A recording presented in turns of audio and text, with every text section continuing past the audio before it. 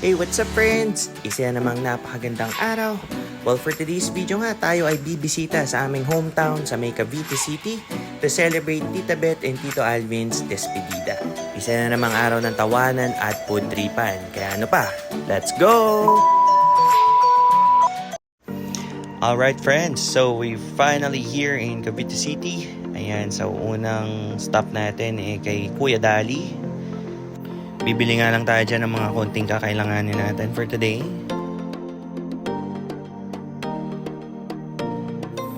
So ito na nga, nakita natin si Paring Alfonso. Ayan, kukuha tayo ng isang bote niyan.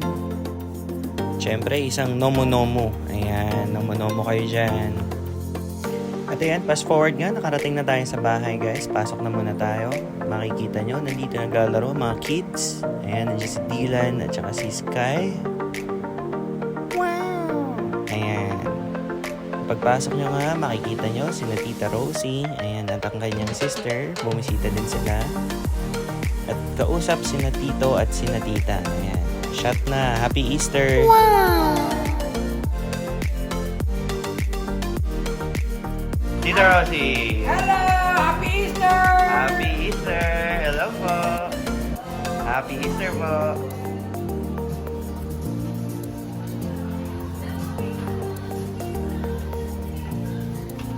Parang pinagkakabalaan ni ate kayo dyan. Ito, bed kaya. Mukhang... Dinuguan. Dinuguan. Akala ko nagpapaita si Tito Alvin.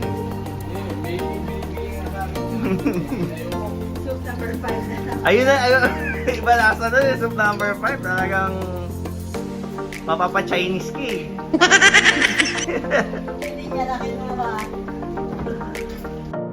At ito nga, meron nga silang mini garden dito guys, sa likod. At ang mga nakalagay dito ay mga sili, siling haba, kamatis, kalamansi, kangkong, at marami pang iba.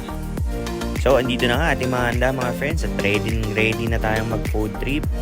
Kita nyo naman, pati sa likod meron pang niluluto si na dito. No? Pag nandito talaga kayo sa Cavite City for sure, hindi kayo magugutom. Ayan o. At hello kay Tita Beth, ayan, kahit pagod, blooming pa rin. At ito na nga ang ating first plate. Uy, first plate! Ayan, kasabay natin mag-lunch. Sina Mikey, sina May. Ayan, sina Tita Rosie naman, tapos sa Roma ng halian. So, tayo na muna ang food trip. At andito na nga guys, ang ating Tito Alvin. Ayan, fresh na fresh. Busy pa yan magluto sa likod, ha. Ayan, no. Talaga namang pag nandito kami, siguradong palagi kaming pinaghahandaan yan ni Tito. Kaya sure Tito, mamimiss namin kayo. At yan, hindi pa nga siya natagay at marami pang ginagawa. Pero mamaya yan, uupo na yan sa amin. At ito na daw ang baso ni May, ayan, para tumagal. At guys, meron nga din palang punong mangga dito na mas matanda pa sa aming magpipinsan. Ayan, magtataka din dahil all time year round meron siyang bunga, no? So, yung iba kasing mga mangga may kapanahunan lang. Pero itong mangga dito sa bahay is very, very fruitful. Parang walang season or buwan na hindi siya nawalan ng bunga.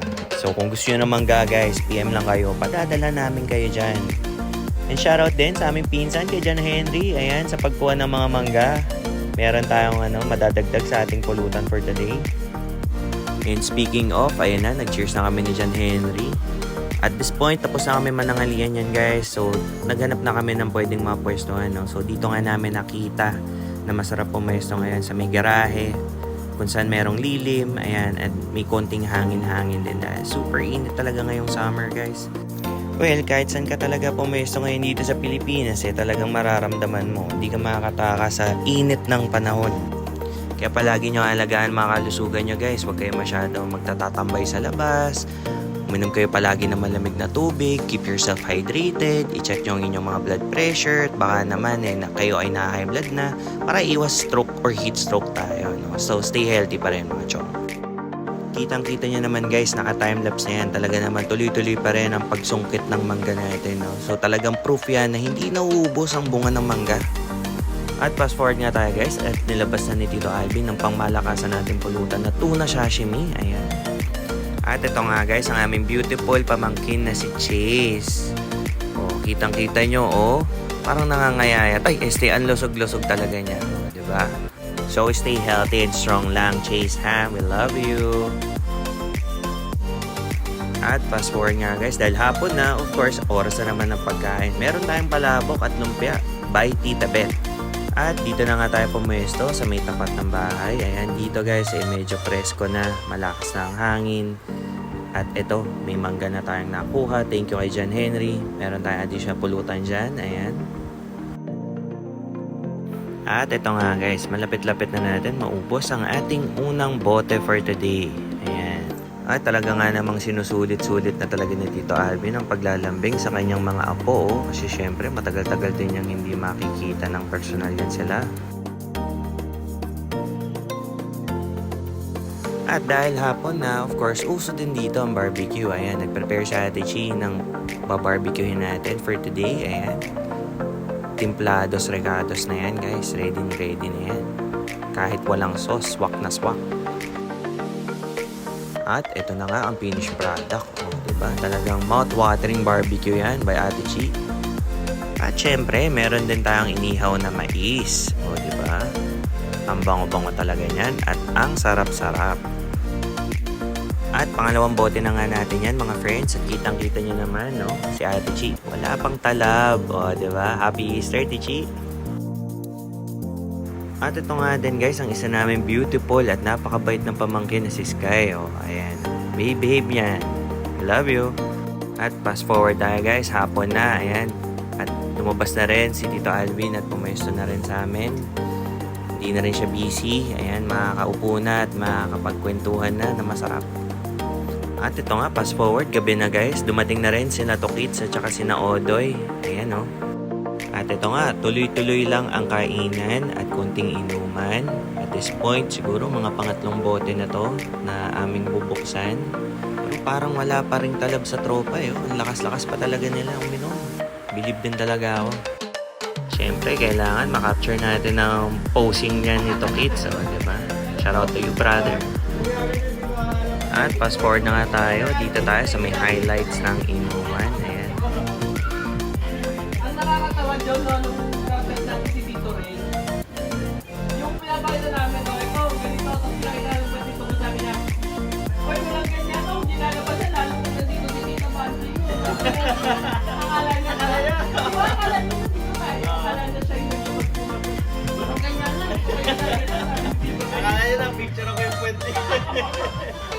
tapos, sabi ko, Tito, sabi ko, Tito, hindi ko Akala na picture niya. akala niya siya. Dahil Tito Ray, hindi ko pa nakikilala kahit sa person, pre.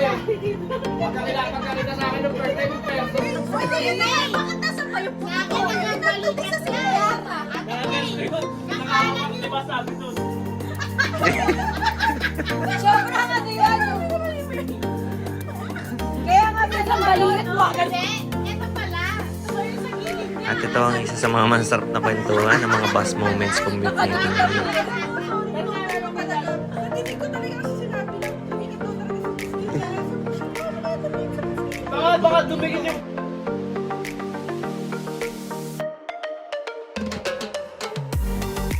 At ito na nga guys, nagkakape na rin ang mga tropa at nag-ready na. Dahil tayo ay magmamaneho pa pauwi at of course maglilinis din tayo ng bahay. So dito na nga natatapos ang Easter Sunday at despedida nila Tito Alvin, Tita Beth. Mga friends, salamat sa panonood. If you like videos like these, please don't forget to like, follow, and subscribe. And so ingat-ingat tayo palagi mga friends and stay humble, joyful, and above all, always do what makes you happy. So thanks again mga friends, and let's go!